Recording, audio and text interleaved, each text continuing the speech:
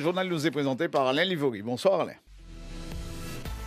Hubert, bonsoir. Madame, monsieur, bonsoir. Dans notre édition, nous reviendrons sur la mobilisation des marins-pêcheurs. Ils ont réalisé ce matin une opération Molokoï au départ de Rivière-Salée en direction de la préfecture.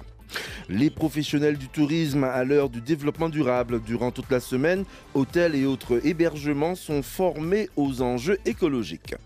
Les allergies et les crises d'asthme se multiplient à cause de la brume de sable qui recouvre notre île depuis plusieurs jours. Il est recommandé de porter un masque pendant cette période de pollution de l'air. C'est inévitable, le changement climatique a un impact sur l'ensemble du secteur touristique. Les entreprises martiniquaises doivent s'y préparer. Alors, pour les hôtels, comment réduire la facture énergétique, trier, composter, valoriser ces déchets et ceux de leurs clients, tout cela en respectant la biodiversité.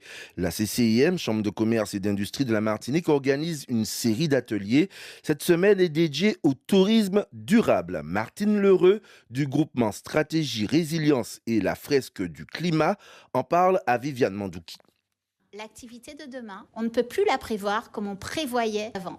Il faut le prendre en amont, il faut y travailler et travailler sur l'adaptation, mais surtout l'adaptabilité. On le fait avec moins d'argent disponible souvent et donc moins de ressources derrière et peut-être à un moment donné également moins d'énergie disponible. Ce qu'on a à leur apprendre, c'est une nouvelle manière d'aborder les choses. Deux choses que l'on dit tout le temps, l'eau, sauvegarder l'eau, et il y a une citerne. Mais ce n'est pas que la citerne. Et il y a des filtres et des filtres low-tech, des choses qui marchent sans électricité et qui vous assurent des consommations sans électricité. Soyez aussi résilients sans essence. Plantez, ne plantez pas la même chose que vos voisins, de manière à ce qu'on puisse construire une ceinture nourricière sur toute la Martinique et regroupons-nous. C'est ensemble seulement qu'on arrivera à être plus résilients. Problèmes respiratoires, crise d'asthme, d'allergie. Depuis plusieurs jours, la Martinique est recouverte d'une épaisse brume de sable. L'indice Atmo est mauvais. Parmi la population, certains sont plus exposés que d'autres. Christine Cupit a recueilli quelques témoignages. Mon épouse, elle souffre de ça. Ma fille, beaucoup. Tout le temps, les yeux qui coulent, qui grattent. Et ça devient rouge, c'est compliqué, donc elle a du mal à respirer des moments. Elle est obligée de rouler en clim avec son véhicule parce qu'elle est infirmière, donc elle roule en permanence en clim pour éviter ce genre de désagrément. Madame, je vois que vous êtes avec un masque au volant de votre voiture, c'est à cause de la brume de sable? Par rapport à mon allergie, le médecin en 2009 a détecté que j'ai attrapé une bronchite asthmatiforme et depuis, tous les produits d'entretien, tout ce qui est poussière, tout ce qui est brume de sable, ça me donne des allergies, ça me donne des toux.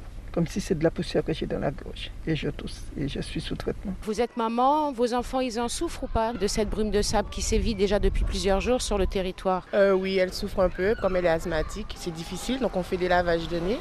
Et sinon, on fait avec, on n'a pas le choix. On ne peut rien y faire, on fait attention. Et pendant ces périodes-là, les crises sont plus fréquentes ou pas? Vous arrivez à les éviter? J'arrive à les éviter, enfin en prenant des précautions, on évite de sortir et puis beaucoup de lavage de nez pour humidifier le nez pour éviter que ça arrive dans les poumons. L'allergologue, le docteur Emmanuel Florent, était notre invité à 13h. Il nous donne quelques consignes à respecter lors de la période de pollution de l'air. Selon lui, le port du masque est nécessaire pendant cette forte période de pollution.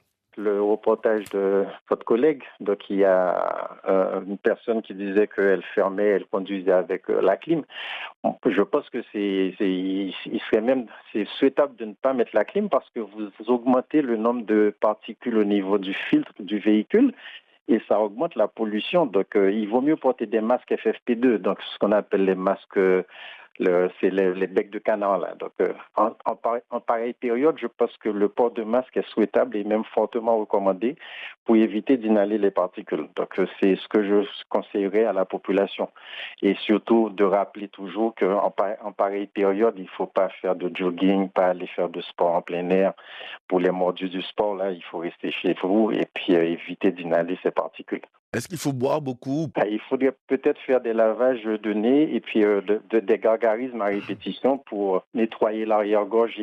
Parce qu'il y a dans le récit des patients, ils ressentent une sorte de pâte gluante au fond de la gorge. Donc il faut faire des gargarismes, faire des lavages répétés.